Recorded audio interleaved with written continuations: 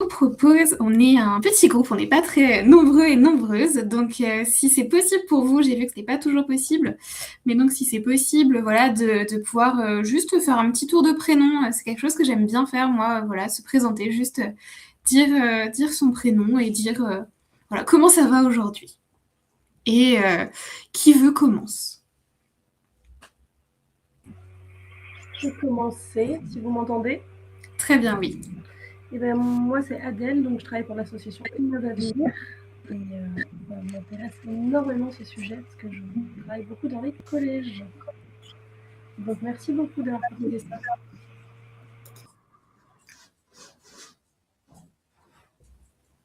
Avec plaisir. Bonjour, je vais continuer. C'est bon, vous m'entendez? Très bien, oui. Alors, voilà, très bien. Alors, je m'appelle Candice, je suis enseignante et, au niveau collège et donc oui, je suis très intéressée à ce thème. Et je vais très bien, je suis très contente d'être ici et je vous remercie pour cette opportunité. Merci beaucoup.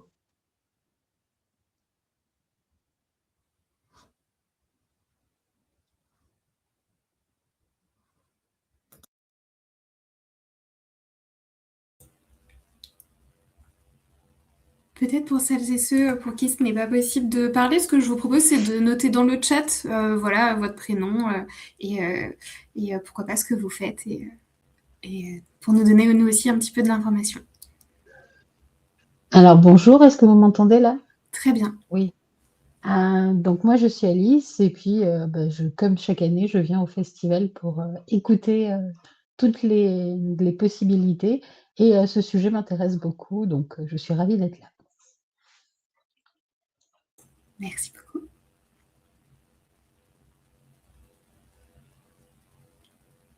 Merci beaucoup aussi pour toutes les petites réponses au chat qu'on voit apparaître.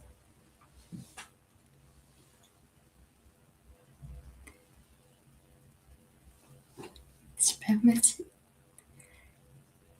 Et donc avec Alix, nous on s'est déjà présenté, mais donc voilà, moi ravie en tout cas et très contente d'être présente avec vous aussi aujourd'hui pour parler de ces sujets-là. Donc super. Donc le sujet pour aujourd'hui, ça va être les stéréotypes de genre autour des métiers du numérique. Poussons les filles à oser le secteur du numérique. À l'issue de cette table ronde, intervention, échange, vous allez voir, ça va être très participatif. J'aime beaucoup quand on peut échanger ensemble. Donc voilà, je ne vais pas aussi hésiter à vous poser des questions et donc n'hésitez pas également à prendre la parole, que ça soit via le chat ou à ouvrir vos micros et à ce qu'on puisse échanger ensemble. Donc, à la suite de cette intervention, on va pouvoir vous faire parvenir une présentation que là, je vais en profiter aussi pour la présenter actuellement. Hop là, c'est en cours.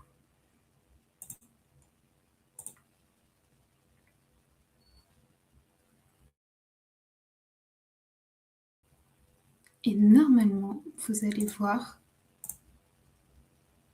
si tout se passe bien, mon écran. N'hésitez pas à me dire si vous ne voyez absolument pas l'écran que je suis en train de projeter.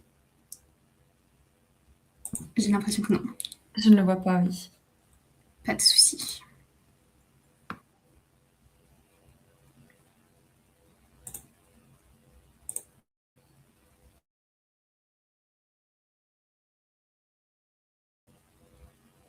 On le voit. Parfait. Très bien. Eh bien, on va pouvoir commencer. Donc l'idée de ce petit temps, du coup, ça va être aussi de pouvoir tous échanger autour des stéréotypes, qui est une très grande notion. Peut-être pour vous dire quelque chose aussi sur moi, j'interviens beaucoup en collège, lycée également pour échanger autour de ces sujets-là, de stéréotypes, des métiers du numérique et encore plus. Donc c'est aussi un bon moment pour pouvoir échanger ensemble. Et surtout, il y a une question que je pose très souvent, c'est de savoir, quand on vous parle des métiers du numérique, c'est quoi le mot ou l'image que vous avez en tête directement? Donc moi, je vous pose la question, c'est quoi le mot ou l'image qui vous viennent en tête là tout de suite quand je vous dis numérique ou métier du numérique? Geek, ouais, ça revient souvent. Codeur, des lignes de code, ouais. Vous pouvez aussi ouvrir votre micro si vous voulez partager d'autres choses ou des phrases.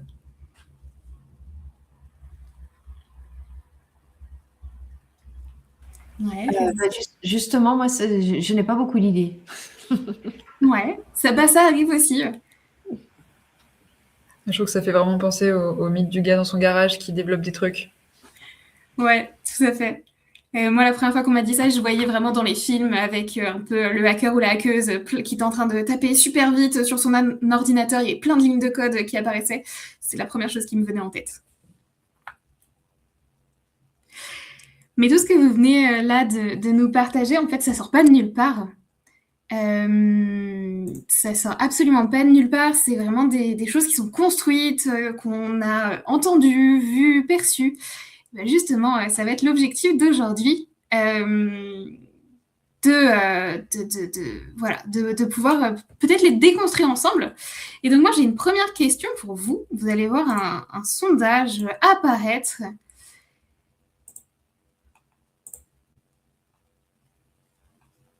Selon vous, à quel moment apparaissent les stéréotypes ?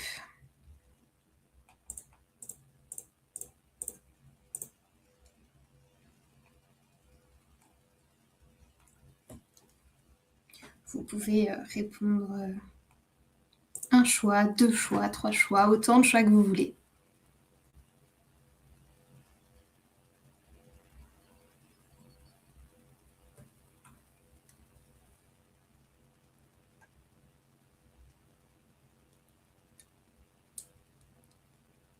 Ok. Eh bien, je peux vous dire que tout ce que vous avez répondu est vrai, parce qu'on n'a pas vraiment un seul facteur qui joue sur l'apparition des stéréotypes. C'est vraiment quelque chose de multifacteur. Et donc peut-être, est-ce qu'il y en a parmi vous qui ont envie justement de prendre la parole sur ce sujet-là, sur peut-être les réponses qu'il ou elle a notées dans ce sondage ?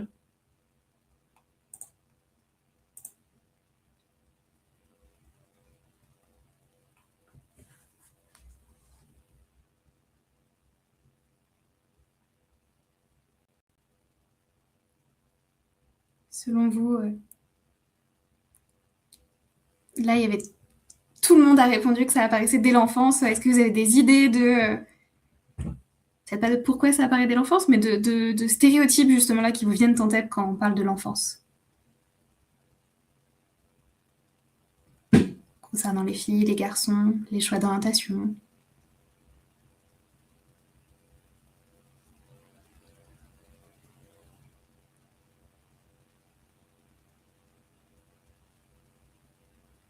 Ok, peut-être, est-ce que... Ouais, je vois le message qui vient d'apparaître. Ouais. Ouais, tout à fait, les jouets, les séries TV, les films, les garçons qui sont plus orientés vers les mathématiques, qui par la suite débouchent sur de la technologie, exactement. L'entourage.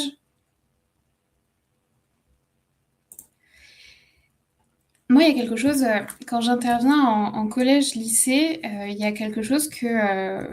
donc j'interviens beaucoup à destination des filles. Et à destination des filles, il y a quelque chose qui ressort vraiment à chaque fois, c'est oui, mais de toute façon, les filles, enfin, on me l'a dit toute ma vie, les filles, elles sont nulles en mathématiques, mais par contre, je suis beaucoup plus forte en français, par exemple.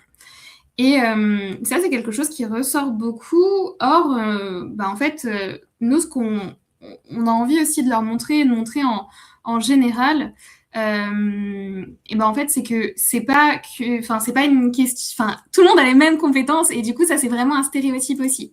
J'ai vu un message, du coup, que les jouets sont déjà stéréotypés, tout à fait. On peut, du coup, peut-être que vous avez ouvert récemment un catalogue de jouets ou période de Noël dans les magasins. Il y a des choses aussi qui sont vraiment très marquées. On peut parler du rose, du bleu, des différents types de jouets également. Là, on a mis une petite sélection, mais c'est pas exhaustif. Vraiment, voilà. Donc pour les filles, on va avoir tout ce qui va être lié aux soins, des poupées, des têtes à coiffer, pour les garçons plus qui étaient des jeux techniques, scientifiques. Et en fait, ça va avoir un impact par la suite sur les choix d'orientation. Donc, quand on explique que finalement la socialisation dès l'enfance a un impact par la suite sur les choix d'orientation, c'est l'exemple typique qu'on prend justement avec les jouets. Donc, ça a un impact à la fois du coup sur les choix d'orientation, mais aussi sur les choix de carrière, les choix d'études. On va le voir juste par la suite, et je vais d'ailleurs vous poser la question du pourcentage de femmes aujourd'hui qui travaillent dans le secteur du numérique, mais on se rend compte qu'il est assez faible. Et en fait, tout ça, date pas d'hier, ça date d'il y a longtemps. On a également parlé de la représentation dans les médias. Est-ce que vous avez envie de développer sur ça, sur les séries, les films peut-être, et l'impact que ça a justement sur ces stéréotypes?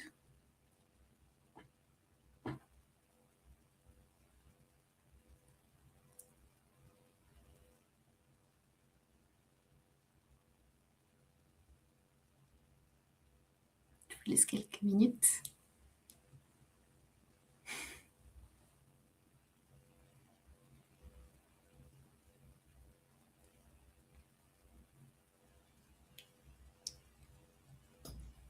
Peut-être, moi, ce que je vois, c'est un manque de créativité après, par rapport à des professions. C'est-à-dire que, oui, ça, il n'y a plus de créativité. C'est toujours les mêmes professions pour les filles plutôt que pour les garçons.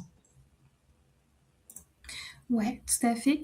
Donc, ce que je posais comme question, c'était de savoir dans les médias, plus généralement films, séries, mais aussi médias au global, c'était quoi justement l'impact que ces médias pouvaient avoir sur les stéréotypes? C'était un petit peu ça ma question. Et tout à fait, oui, il n'y a plus de créativité.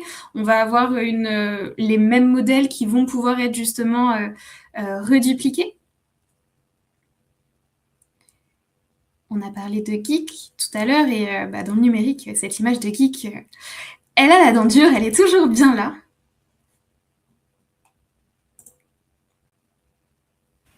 Il ne faut pas sortir du cadre, ouais.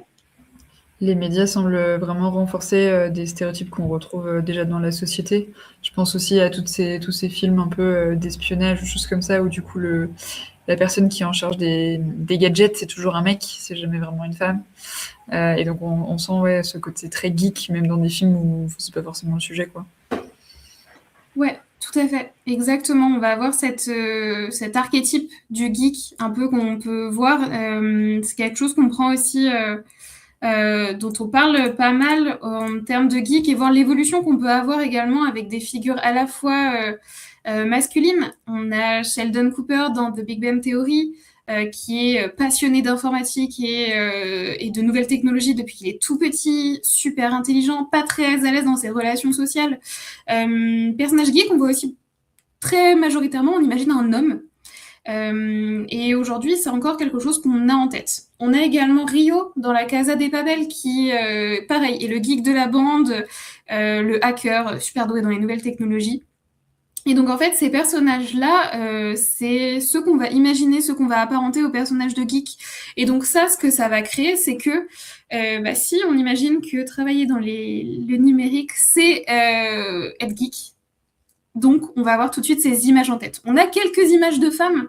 Je pense notamment à Abby Sciuto dans NCIS, qui va être super douée pour faire des recherches, rarement sur le terrain avec les équipes, très souvent dans son laboratoire. Donc on va aussi avoir un archétype et qui va être très spécifique également sur l'image du geek. Et nous, ce qu'on a envie chez Becomtech aussi, c'est de montrer que aujourd'hui, il y a quand même dans les médias, notamment dans les films, quelques personnages de femmes qui permettent à tout le monde de se projeter dans ces métiers-là. Et on a notamment Shuri dans Black Panther.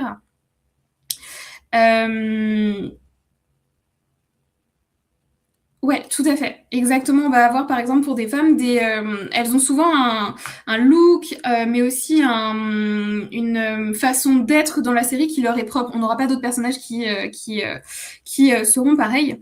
Et donc, avec Shuri, c'est ça aussi qui est, je trouve, assez parlant, c'est qu'elle est forte, intelligente, super douée, on se rend compte que c'est pas un personnage secondaire non plus, parce qu'elle a une vraie part très importante dans les films. Et donc, ça permet aussi aux filles et aux femmes de se projeter dans ces métiers du numérique et de l'informatique. Alors que aujourd'hui, dans les médias, il y a une forte invisibilisation qui se fait également sur justement le fait de mettre en avant des femmes. Et donc ça a un impact dans les choix d'orientation aussi. Moi, je vois ça un peu comme un cercle vicieux, c'est que si on n'a pas de modèle qui nous donne envie d'aller dans les métiers, on n'en ira pas. Et donc, il n'y en aura toujours pas. Voilà, c'est un petit peu un petit cercle vicieux comme ça qui se fait. Et donc, je vous parlais tout à l'heure des choix d'orientation. J'ai vu que je ne sais plus qui disait qu'on dit souvent que les garçons sont plus doués en mathématiques. Et donc ça, c'est toujours quelque chose qui malheureusement existe et qu'on entend. Moi, j'ai envie de vous partager aussi quelques chiffres, sur l'orientation, où en fait, aujourd'hui, on a majoritairement des hommes et des garçons qui vont s'orienter dans les métiers scientifiques, techniques, de la production également, ou des métiers qui vont être plus manuels, alors qu'on va avoir des filles qui seront plus nombreuses dans la santé, le social, l'éducation. Ouais, tout à fait, les manuels scolaires aussi. Je ne sais pas si vous avez envie d'en dire un petit peu plus sur les manuels scolaires, ce qui vous viennent en tête.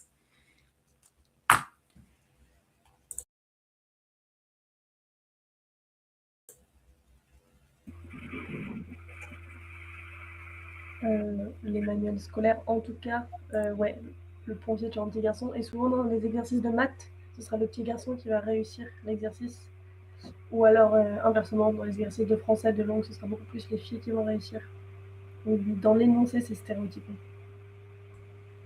Ouais, tout à fait. Moi, ce qui me vient en tête, là, c'est aussi les livres. Je ne sais pas si vous avez peut-être en tête, moi, j'ai ces images en tête de livres pour enfants où on va avoir le prénom d'un garçon qui sera, par exemple, pompier, ou le prénom d'une fille qui sera infirmière. Et toujours avec des métiers aussi où on voit que, justement, il y a une séparation qui se fait aussi. Et le chiffre que j'avais envie de vous partager, c'est qu'à note égale en mathématiques, donc c'est qu'à note égale en mathématiques, les professeurs auront tendance à proposer 2 fois plus aux garçons qu'aux filles d'aller vers des filières scientifiques.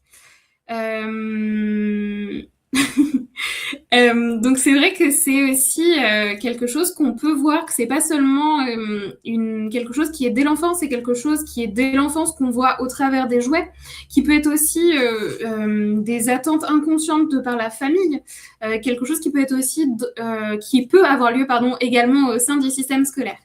Donc ça, c'est des choses qu'on remarque. C'est aussi important de se dire que ce qu'on voit à l'école, ça a aussi des choses qui ont lieu plus tard. Donc, une fois que les personnes sont dans le secteur du numérique,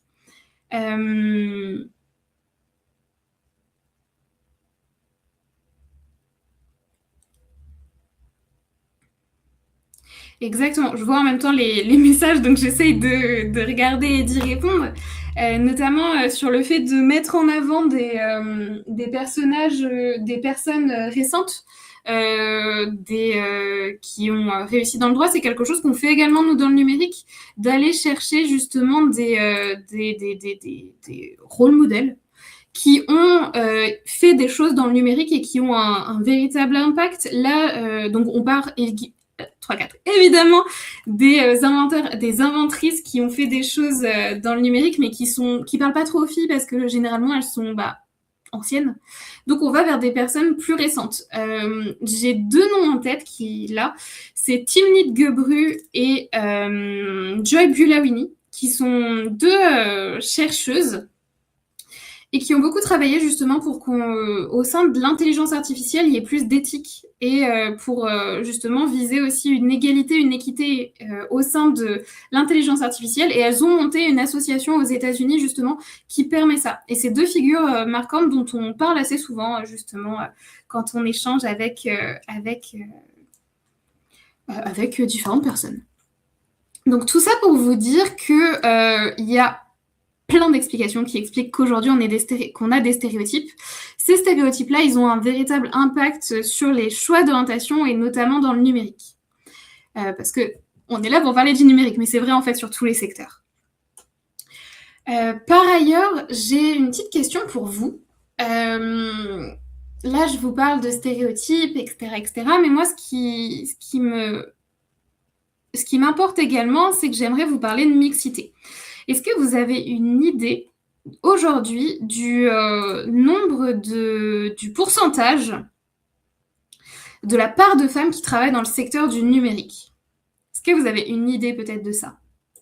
Je vous propose d'essayer de répondre au travers d'un sondage.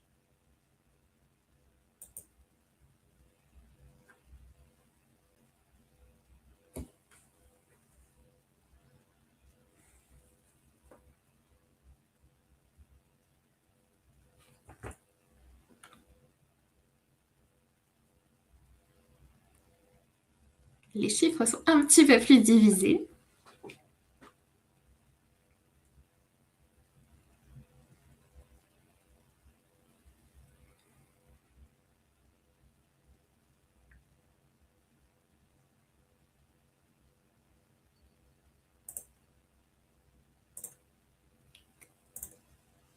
Alors, pour vous répondre, aujourd'hui, c'est 23% de femmes, en 2022, c'était 23% de femmes qui exerçaient une profession du numérique.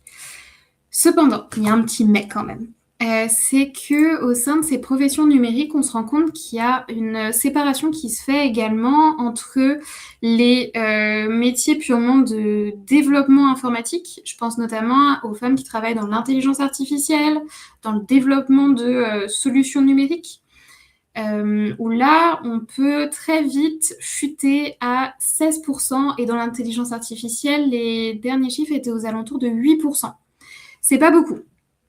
Et en fait, tout revient aux stéréotypes aussi qu'on peut avoir justement et qui font qu'il y ait peu de femmes qui s'orientent dans ces secteurs-là. Or, aujourd'hui, on sait que c'est très important au sein d'une entreprise d'avoir de la mixité dans ces entreprises. D'après vous, pourquoi c'est important qu'il y ait de la mixité? Comme ça, des mots qui vous viennent en tête. N'hésitez pas à ouvrir vos micros si c'est possible, à donner des petits mots également dans le chat.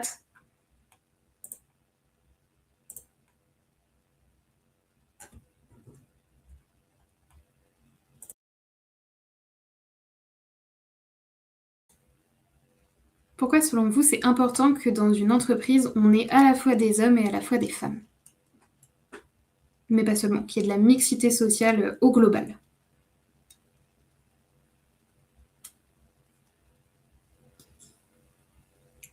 Pour moi, ce serait pour une certaine richesse dans la communication, parce que l'homme ou la femme porte quelque chose de très différent au niveau de la communication, mais aussi au niveau de la créativité. Donc, c'est vraiment pour une richesse près du contexte en commun, quoi.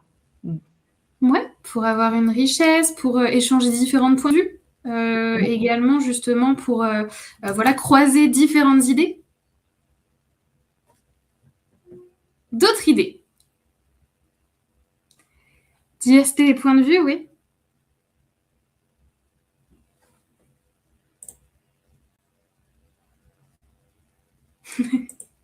Ravie que la moitié de vos effectifs et des femmes qui soient excellentes. Ravie de l'entendre.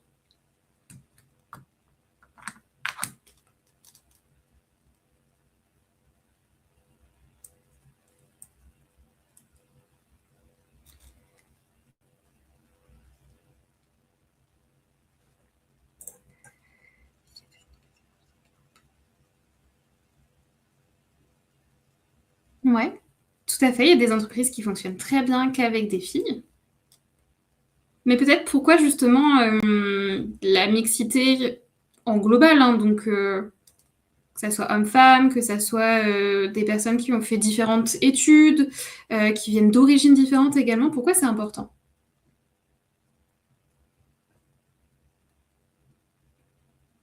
Ouais, tout à fait. Mieux connaître l'autre.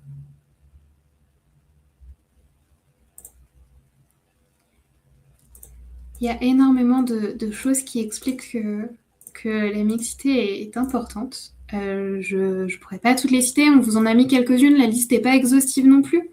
Mais aujourd'hui, on sait que le fait d'avoir une équipe mixte permet justement aux entreprises d'être plus performantes. Donc à la fois, on l'a évoqué, avoir une meilleure créativité, avoir différents points de vue, répondre et comprendre également les besoins des clients de manière plus représentative. Le fait d'avoir une équipe qui est représentative de la population fera par la suite que les solutions digitales, numériques qui vont être créées seront également représentatives de la population et il n'y aura pas ou peu, parce que ça peut toujours arriver évidemment, d'oubli. Et évidemment une meilleure représentation et la créativité aussi de rôle modèle, la création de rôle modèle. Donc si plus de femmes, je vais prendre cet exemple-là, mais si plus de femmes vont dans les métiers du numérique, et par la suite, il y aura aussi une plus grande attractivité de ces métiers-là, et donc plus de femmes iront. Et donc, à l'inverse du cercle vicieux dont je parlais tout à l'heure, on sera vraiment sur la création d'un cercle vertueux. Ça, c'est pourquoi, là, aujourd'hui, pour nous, la mixité, elle est importante, et aussi pour les entreprises, mais j'ai envie de vous parler de solutions numériques où on a eu des petits soucis. Alors, il y a 4 exemples qui vont s'afficher à l'écran.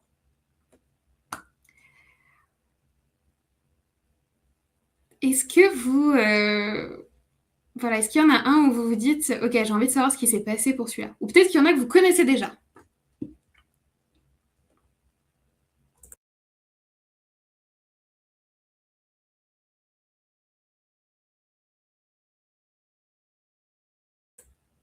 Duquel vous avez envie qu'on parle aujourd'hui?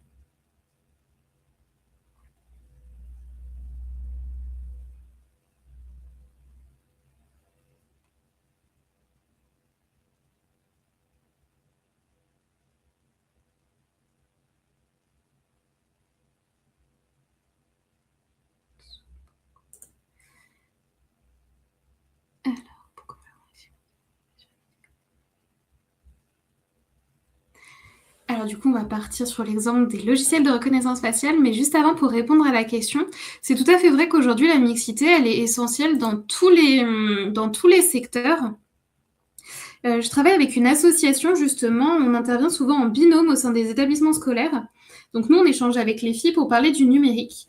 Et donc la classe est divisée en 2. Nous, on prend les filles pour parler du numérique. Et cette association, elle échange avec les garçons pour justement parler des métiers du soin. Et notamment, la dernière fois que je suis intervenue, c'était pour parler du métier d'auxiliaire de puériculture, qui est aujourd'hui un métier fortement féminisé. Et donc l'idée, justement, c'est aussi de se dire que la mixité, on en a besoin dans tous les secteurs. Voilà, je voulais répondre aussi à ce qui... Donc, l'exemple des logiciels de reconnaissance faciale qui ne reconnaissent pas les visages des femmes noires. Je vous parlais de Joy Buolamwini tout à l'heure, et bien c'est Joy Buolamwini, qui est une chercheuse ghanéo-américaine, qui a fait ces recherches-là. Elle a testé plusieurs logiciels de reconnaissance faciale, ainsi que des filtres Instagram, et elle s'est rendue compte qu'on ne reconnaissait pas son visage de femme noire. Elle s'est dit, c'est bizarre quand même. Est-ce que c'est lié à ma couleur de peau? Est-ce que c'est l'exposition à la lumière? Donc elle a fait plusieurs tests. Et elle s'est mise à porter un masque blanc à un moment donné. Et là, voilà, le logiciel a reconnu son visage. Exactement, c'est tout à fait ça. En fait, les personnes qui ont développé les logiciels de reconnaissance faciale l'ont testé sur des personnes qui leur ressemblent. L'équipe était composée à 100% de personnes blanches. Donc, qu'est-ce qui s'est passé? Et en fait, dans les tests qu'ils ont faits, ils ont vu que ça fonctionnait très bien. Et donc, ils ont oublié le paramètre de couleur de peau. Donc, par la suite, Joy Buolamwini, qu'est-ce qu'elle a fait? Elle a écrit une recherche, elle a envoyé toute la documentation qu'elle avait trouvée, tous les tests qu'elle avait fait également. Elle leur a envoyé et donc ça a été corrigé. Or, ça, c'est des choses qui peuvent malheureusement arriver. Et c'est pour ça, aujourd'hui, que la mixité, c'est super important dans l'informatique. L'idée, c'est que justement, les outils et solutions numériques de demain, l'objectif, c'est qu'il n'y ait pas un renforcement des inégalités sociales qui existent déjà dans la société. Donc l'idée justement aussi, et de pourquoi c'est important la mixité, c'est justement que ça soit un moyen d'atteindre plus d'égalité. Donc voilà, là je vous ai pris un exemple, mais ça peut exister dans plein d'autres choses. Dans plein d'autres solutions digitales, là on en a cité quelques-unes, mais il y en a d'autres.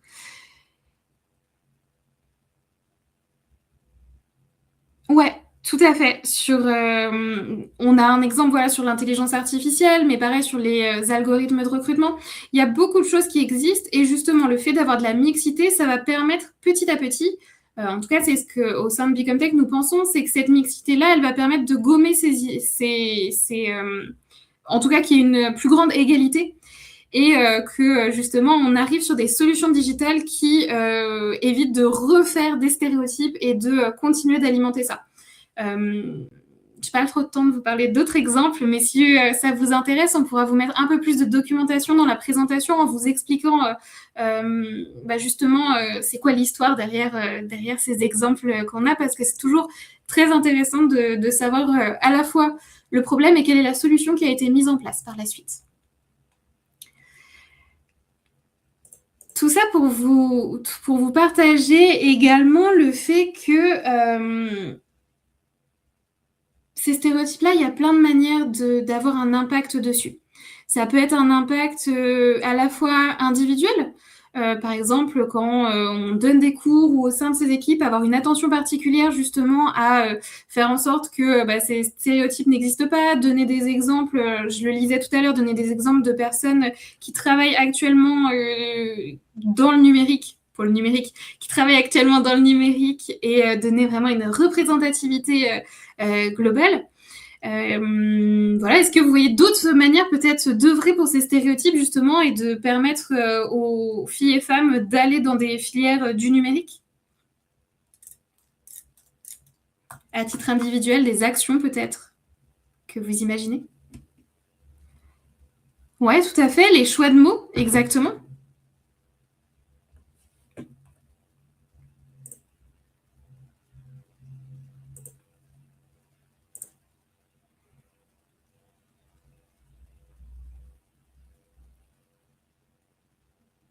Un pompier ou une pompier, tout à fait, un écrivain, une écrivaine. Moi, il y a quelque chose que je fais, c'est de dire une personne, écrire une personne, voilà, une personne, ajouter ce une personne pour se dire, en fait, je vais pas dire si c'est un homme ou une femme. Moi, je sais que c'est quelque chose que je fais aussi assez quotidiennement. D'autres pratiques comme ça que vous imaginez peut-être?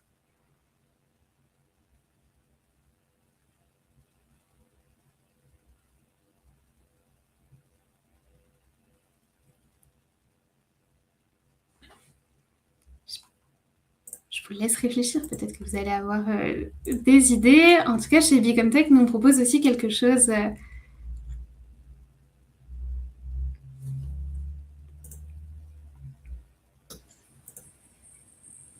Les journées pour les journées d'orientation où les élèves doivent faire des stages. Par exemple, je sais qu'il y a des écoles où les filles doivent choisir des métiers typiquement masculins et les garçons des métiers typiquement féminins pour des stages. Ok, pour justement aller voir aussi comment ça se passe, ouais, tout à fait. Très bien, je connaissais pas du tout ça, je trouve ça super intéressant. En tout cas, il y a beaucoup d'actions. Accordons au féminin, ouais. Il y a beaucoup d'actions qui peuvent être faites à l'échelle individuelle et il y a également des actions collectives qui sont mises en place à l'échelle nationale. Moi, je vais vous parler de celle que je connais le mieux. Chez Become Tech, nous, on propose un programme qui s'appelle Jump in Tech et qui permet aux adolescentes de 14 à 17 ans de s'initier au numérique. Alors, malheureusement, on aurait aimé avoir une ambassadrice ou plusieurs avec nous aujourd'hui. Donc, une ambassadrice, c'est une fille qui est passée par ce programme Jump in Tech et qu'on accompagne par la suite sur le temps long du moment où elle rentre chez nous à s'initier au numérique jusqu'à toute sa vie si elle le souhaite, mais qu'on accompagne à la fois sur le développement de compétences numériques, sur les études, sur les choix d'orientation. Et donc, on aurait aimé que des ambassadrices soient présentes avec nous aujourd'hui. Malheureusement, elles avaient des projets à rendre pour leur cours, donc elles n'ont pas pu être présentes avec nous. En tout cas, c'est quelque chose justement qu'elle nous partage beaucoup sur ces stéréotypes, que ça a eu un impact très fort pour elles.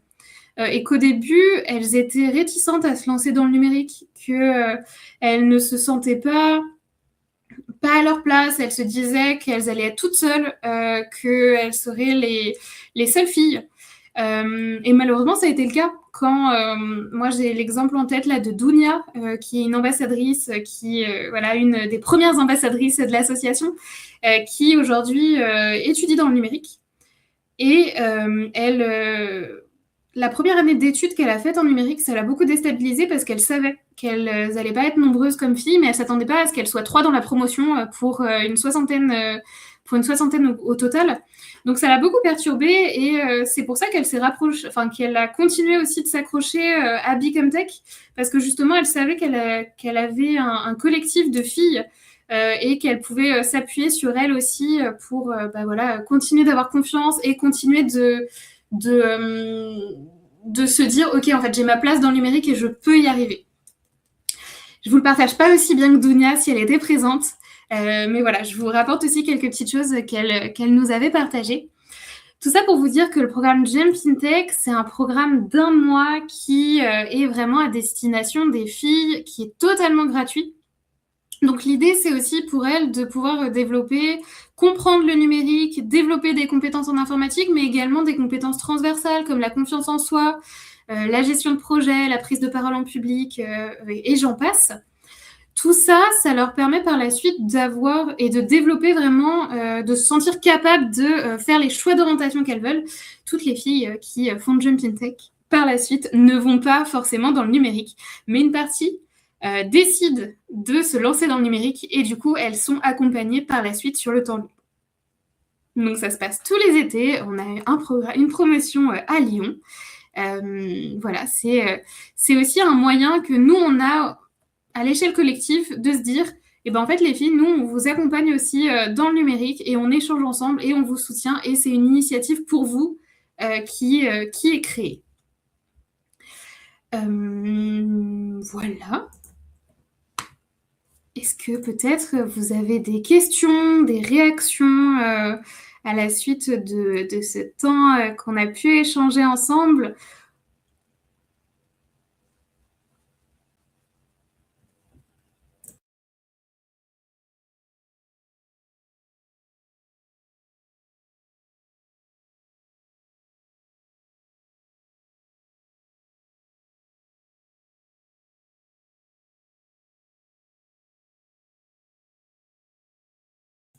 Est-ce que vous avez des questions, des remarques, des choses que vous auriez aimé qu'on aborde, mais qu'on n'a pas abordé peut-être ? Oui, tout à fait. Beaucoup de femmes qui ont vraiment œuvré dans le numérique. D'ailleurs, Pourquoi l'histoire a effacé les femmes, un livre que j'ai moi-même lu aussi. On en parle beaucoup, ça également. On peut Ada Lovelace pour aujourd'hui. On se rend compte également quand on intervient en collège que c'est qu'on commence à la connaître aussi, à connaître pas mal. On cite aussi également d'autres femmes, mais le fait de mettre en avant justement des inventrices oubliées, c'est aussi un bon moyen de mettre en avant tout ça.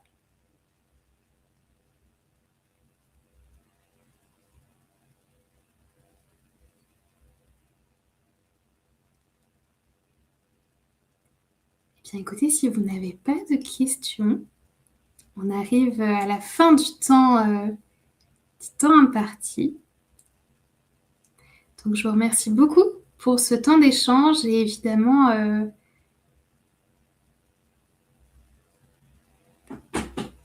merci beaucoup pour ce temps d'échange et avec Alix, on reste évidemment disponible. On pourra vous transmettre la présentation par la suite. Et écoutez, je vous souhaite une belle soirée et une bonne semaine à vous.